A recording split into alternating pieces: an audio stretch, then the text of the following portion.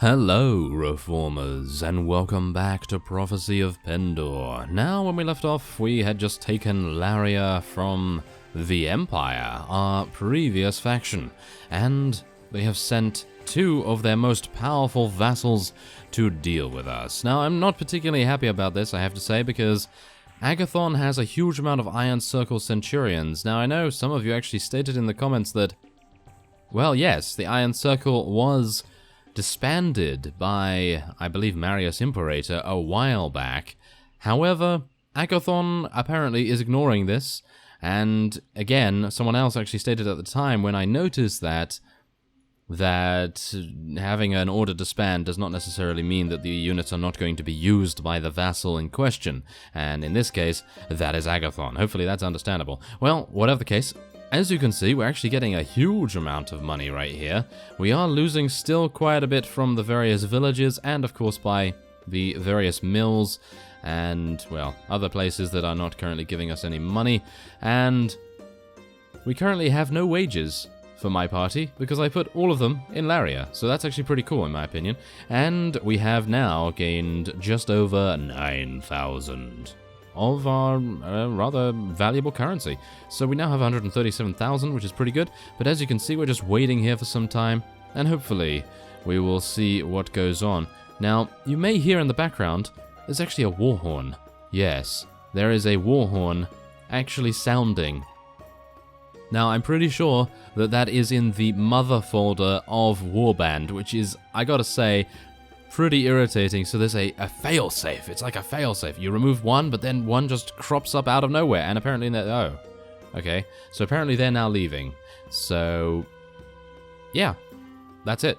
That's apparently all we needed to do. Just stand there for a little bit, and apparently they were going to run away no matter what. So that's kind of unfortunate, really, because I was really hoping for a nice siege defense there. It would have been pretty cool to see that, but I guess we don't have to worry about that anymore. Now, of course, as we had a little bit of spare time, I actually headed into the tavern in Laria, and I found Sigismund waiting there. So we're going to be asking him to hold one of our fiefs, and we are going to be giving him, let's see, I think we're going to give him Fletcher. That is a nearby village. I would like him to get a nearby village because he can maybe train up some of his units on the nearby Jatu. And I am now envisaging him getting taken prisoner by them or being defeated over and over and over. Because that's what he does, isn't it? Oh yes, he just gets defeated all the time. Well, that's what Lord Frederick does anyway, but maybe not anymore. Maybe not anymore. So hopefully if we decide to besiege anything else, we will be able to maybe give the newly conquered fiefs to Sigismund, and we'll see where that goes. But we're going to give him Fletcher for now. And apparently Adonia and him do not get along, so this is going to be amusing. Yes, we may have to indict one of them at some point, but right now, not particularly necessary. Now, as you can see, I did run around a little bit, gained a couple of recruits from various villages, because, well, recruits are the most, well, cost-efficient way of stabilizing a particular garrison, which I gotta say is pretty cool, but, yeah, unfortunately that leaves us, as you see, with a very weak army. So Jocelyn did actually return to us, thankfully enough, and I think we're actually going to be telling him to go off and train our milk sergeants and lemon knights again. I don't particularly want to tell him, but 28 days, why not? I mean, I think that should be fine. Now, I did stop off briefly before the Empire. This was actually before the previous episode as well, and I forgot to mention it, but I did stop off at Sez before the Empire decided to declare war, and, well, what happened there? We actually gained a very nice helm. The Pendor King helm was reinforced. So not quite there, but almost there, and it did give a pretty large amount of protection. Now I have placed it back in the capable arms of our... who is it? It's not the quartermaster, it's someone else. It's the blacksmith or something along those lines. And he is going to work on it for another 50 days, if you can believe that. 50 days to upgrade one helmet. I have no idea what he's doing to it, but apparently he's having some sort of shamanistic chant or something along those lines. You will be better, you will be better, or something along those lines. Maybe he's whispering to it in some respects. But yes, hopefully he will be done soon. It's going to take maybe another 30 days from now. I think it's been 20 days since we've done that. Maybe not even that. I'm actually unsure, but Yes, whatever the case, we are going to be heading into the castle here because I would like to attain a couple more of these. Oh, here we go. We can actually train this fellow. That's actually pretty good. But yes, I would like to get a couple more noble recruits because I'd like to level up more Lemonites. Actually, wait a minute. I don't even need these guys. I can actually just go into the garrison and retrieve those Pendor squires, I believe they are. Where are the Pendor squires? Well, we do have some Lemonites here. They do automatically get recruited, which is very nice. Now, where are they? I'm sure I placed them here somewhere, but where are they? That is the question. Did I place them somewhere else? Ah, no, there they are. Pendor squires. 84 of them in actual fact. Oh my. That is pretty devastating. Now, we do need to level them up to knights, which I gotta say is pretty sad, but I guess we'll just get 3 hours of training for our steward done, and that is of course going to improve our relations with Avendor pretty considerably. So let's see what's actually happening here. Ah, we're currently building improved roads. 17 days that's going to take. So let's see what happens with that. Of course, I'm just going to be standing here a little bit, just waiting for some time. Let's see how many of our Pendor squires actually level up from our trainer skill, because of course we have lost quite a few of our highly proficient trainers, and of course Lord Roland is among them. And I gotta say, I was a bit disappointed to lose him, but he is a very, very good... Oh! A very, very good vassal. But as you can see, the Earl Grey from Avendor have assembled a war party to assist the tea time troublemakers. Oh my. Well, that's pretty cool, I gotta say. I'm... Actually, wait, where are they? Wait a minute. Is that them? Is that them right there? Surely not. Who is that? That's someone else. That's not me. That is them. They are actually accompanying us. Look at that. They have 92. I kid you not. They have 92 Lemonites and 140 Milk Sergeants. Can I speak to them and tell them to go into Avendor? Good luck on your travels. Oh. So are they really just going to accompany me all the time? Oh, that's kind of sad, because I would have loved to have taken them into my army or told them to go into the garrison so that we could actually control where they went and, well, which kind of units we were going to use. But wow, okay, they are going to be absolutely beastly. I actually... Oh, where are they going now? I have no idea, but I can only assume that they are never going to be defeated. I mean, really. 92 Lemonites and 140 Milk Sergeants. I mean, they're just going to be... Oh, wow. Okay, I am actually kind of speechless from that. I never thought that that was actually going to happen, especially with a custom knighthood order, but that's, I gotta say, very cool. And hopefully they will prove themselves to be absolutely amazing units. Of course, we already know they are pretty good, but yeah. Okay, so Adonia was actually defeated there.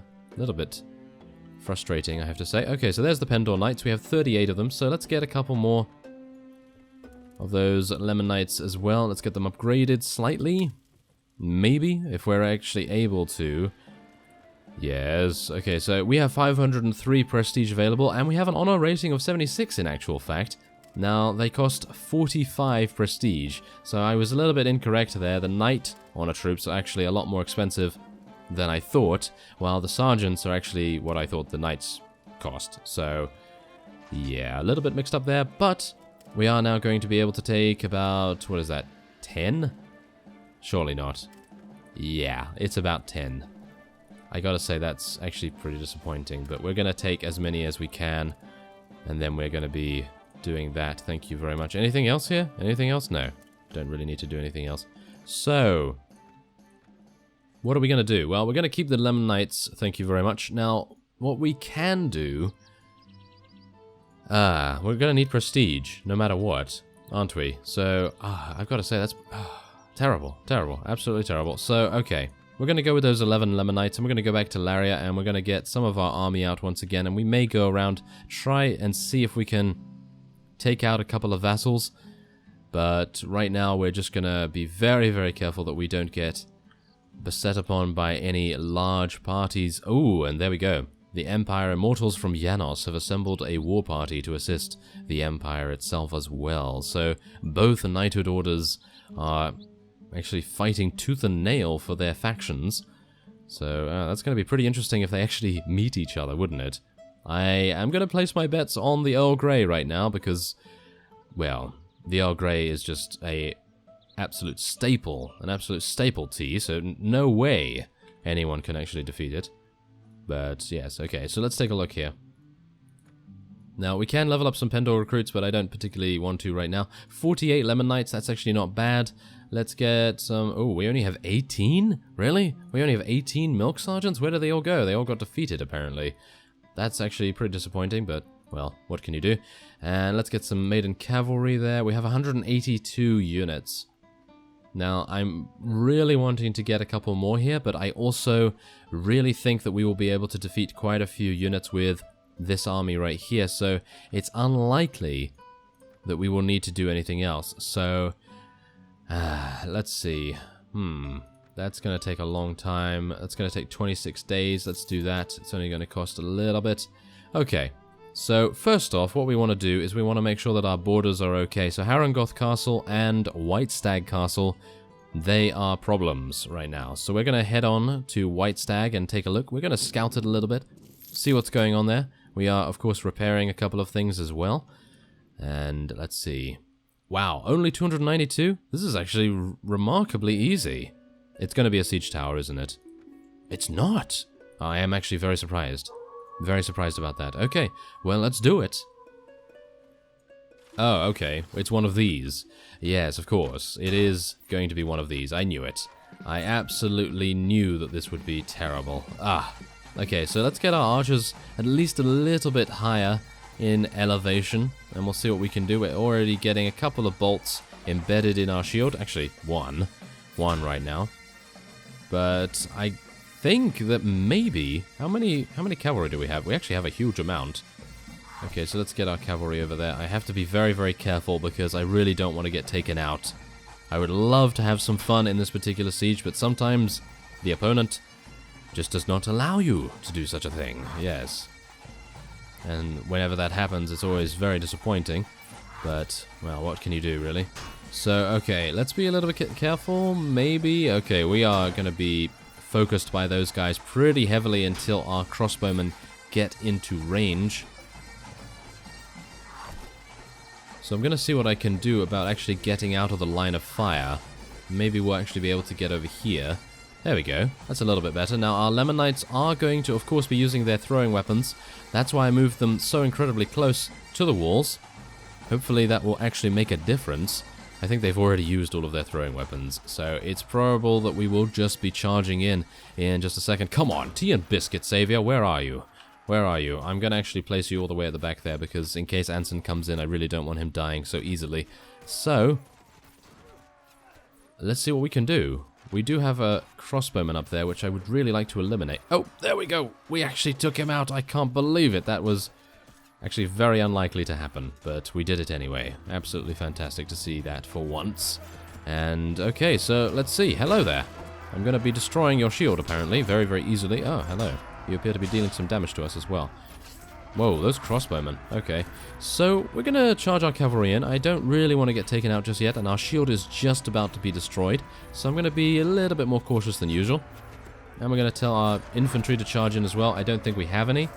No, we have no cavalry whatsoever, so kind of pointless to do that, but, hell, you never know. Maybe we would have some.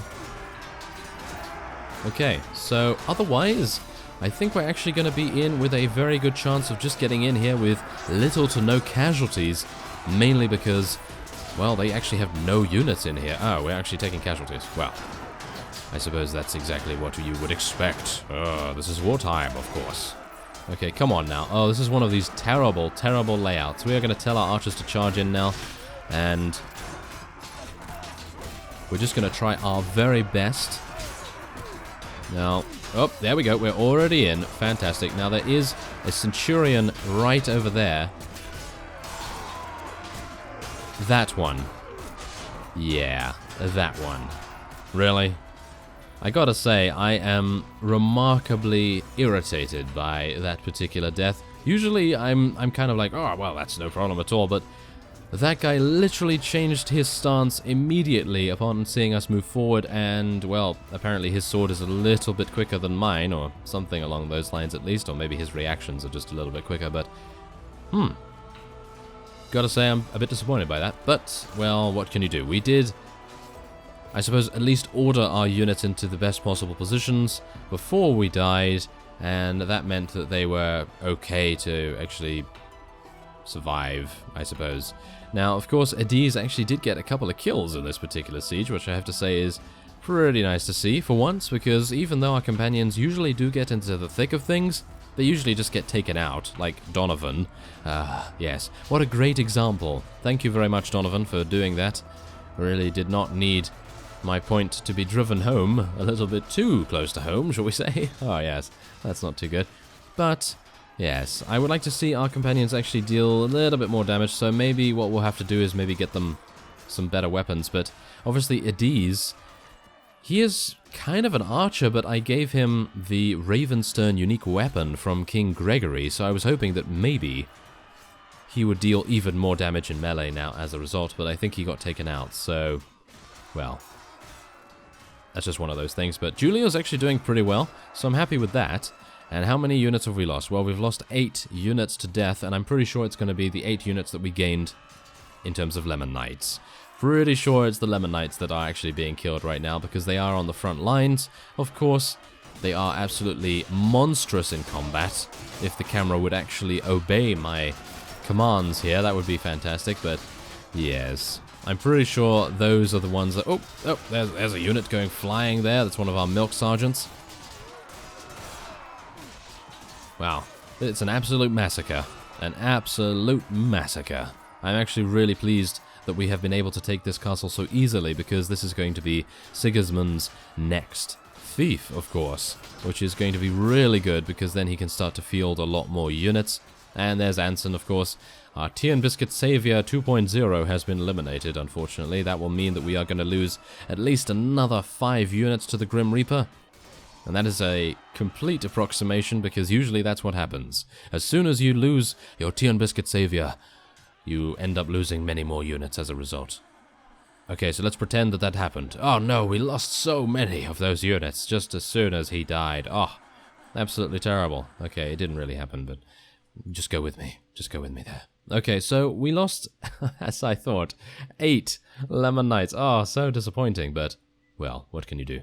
Now, we did eliminate almost 300 of the enemy's units, and now this is exactly the reason why I wanted to actually have some space, because now we're actually able to take basically all of the prisoners that we can rescue. And that's exactly what I wanted, because now we can actually capitalize on gaining so many units from the enemy's garrisons in comparison to before, when we would be able to gain nothing. So it's actually pretty nice tactic, I gotta say, but we are, of course, then ending up losing quite a few more Lemon Knights and Milk Sergeants than we would otherwise want.